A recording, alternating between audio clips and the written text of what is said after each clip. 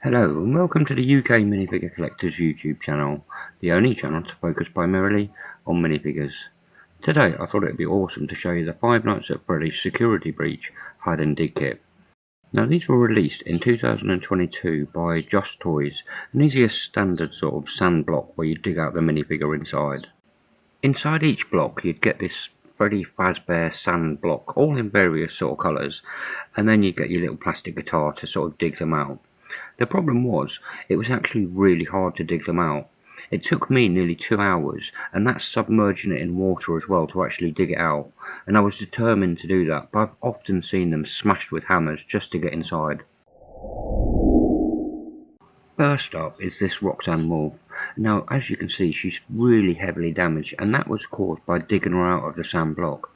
Now, that was something I obviously didn't want to do, but you just can't help it. The block is so hard that you end up digging into the figure by accident, and it's not covered in a plastic film like you'd expect. It kind of really ruins what could have been a really good figure. Next up is this glam rock Freddy Fazbear, and for me the coolest of the actual set. I think it works really well the way he's sort of standing there and his hands sort of come forward. The cool little addition of the hat on top works really well for this figure.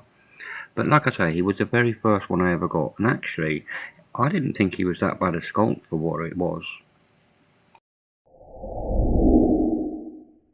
Next up is Glamrock Chica, a very different incarnation to what she was in the first game. Now, for me, these are a little bit childish, these lines. It's just lost what made Five Nights at Freddy's so interesting. It's lost that sort of eeriness and that creepiness that should have gone into these figures. I mean, it's an okay sculpt, but it's not the best it could have been. Next up is Vanny, one of the coolest characters of Security Breach, but sadly the figure just doesn't hit the mark. It comes across more as the Easter Bunny, for God's sake. They've added that horrible stand as well, which I know why they've done it to keep stability, but sadly it just doesn't work for me. Like, the whole line is actually going downhill very, very, very quickly. Next up is Montgomery Gator. Now, a bit of a dull sculpt in all honesty. It's a cool pose, but a very plain sort of figure. I mean, they're all plain. They've just lost that creepiness, I suppose. But it was quite a hard one to get out of the actual sand block. You know, every time you sort of dug in, you felt like you were going to break the glasses or something like that. Lastly is the Golden Freddy. The best sculpt of the bunch. They've added them teeth which work really well. It's not my favourite of the line, but it certainly is the best sculpted. Whoever sculpted this really knows Five Nights at Freddy, and adding that horror factor into the line it really made it sort of come alive, I suppose. It's a really nice sculpt.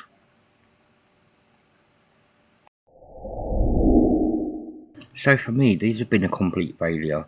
In my opinion, the fact that it took 2 hours to get the figure out of the sand block is horrendous. No child has that attention span.